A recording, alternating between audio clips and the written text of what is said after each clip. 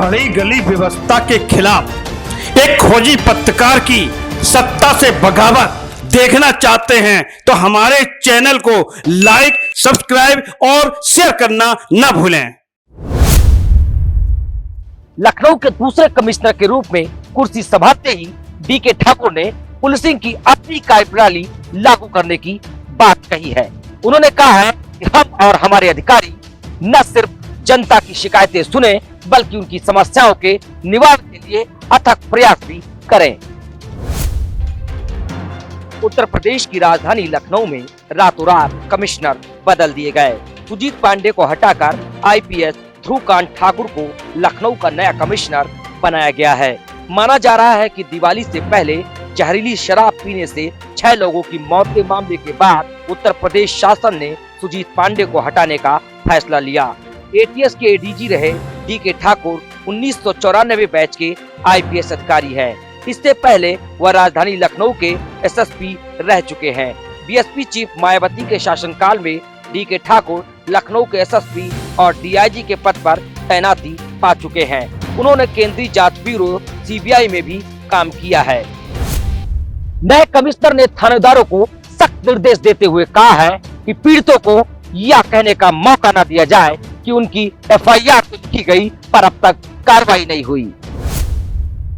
लखनऊ के नए commissioner DK Thakur ने कार्यभार संभालते ही थानेदारों को सख्त निर्देश देते हुए कहा है कि थानों में पीड़ितों को सुना जाए, चाहे फोन पर या सोशल मीडिया के जरिए। उन्होंने कहा कि मेरे पिछले कार्यकाल में जनता की सुनवाई होती थी और अब भी होगी। एफआईआर दर्ज होने के बाद समय पर विवेचना और उसका निस्तारण हमारी प्राथमिकता होनी चाहिए। उन्होंने यह भी कहा कि इससे पहले जब मुझे मौका मिला था तो हमने 17 महीने में इसे लागू कराया था और मैं इसे अपनी उपलब्धि भी मानता हूँ। कमिश्नरेट में, लखनऊ कमिश्नरेट में मेरे नेतृत्व में, मेरे मार्गदर्शन में हमारी प्राथमिकता ये होगी कि जनता को सुना जाए। मैंने स्टार्ट यही किया था। दूसरी लाइन मैंने की थी जनता को सुना जाए, चाहे उनसे मिलके सुने, चाहे उनके फोन को सुने, चाहे उनको व्हाट्सएप को देखें, चाहे उनको सोशल मीडिया को देखें। मैं ज्यादा नहीं बोलना चाहूँगा, ज्यादा दावे नहीं करना चाहूँगा। मैं आपसे यही कहूँगा यदि आपने मेरा पिछला कार्यकाल देखा है और आपको विश्वास है कि जनता की सुनवाई होती थी तो अब भी होगी। जब मैं पिछले कार्यकाल में मुझे 17 महीने का अवसर मिला था, आप सबके सहयोग से ये मैंने किया था और मैं इसको अपनी उपलब्धि मानता हूँ और उसी उपलब्धि को मैं आप सबके माध्यम से आगे बढ़ाना चाहूँगा। क्योंकि यदि हम जनता की समस्याएं सुन लेते हैं, जनता की बातें सुन लेते हैं, हमें बहुत सारी बातें सामने आ जाती हैं।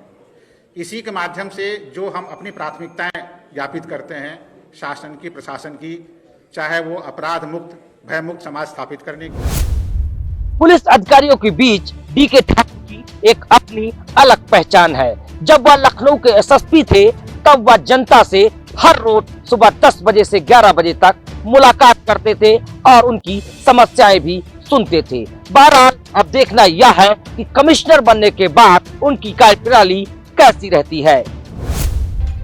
राजधानी में अपने 1.25 साल से ज्यादा के कार्यकाल में उन्होंने एसएसपी रहते क्राइम तथा लॉ एंड ऑर्डर पर शानदार काम किया था। वह नियमित रूप से दफ्तर में बैठकर सालों से लंबित मामलों को निपटाते थे।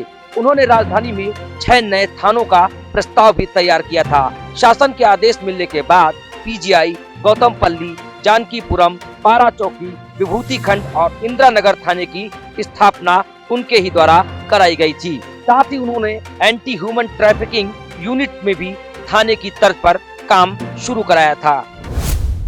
नए कमिश्नर डीके ठाकुर के लिए लखनऊ नया नहीं है, लेकिन उनके सामने नई नई चुनौतियां जरूर है। अब देखना यह है कि वह इन चुनौतियों से कैसे निपटते हैं।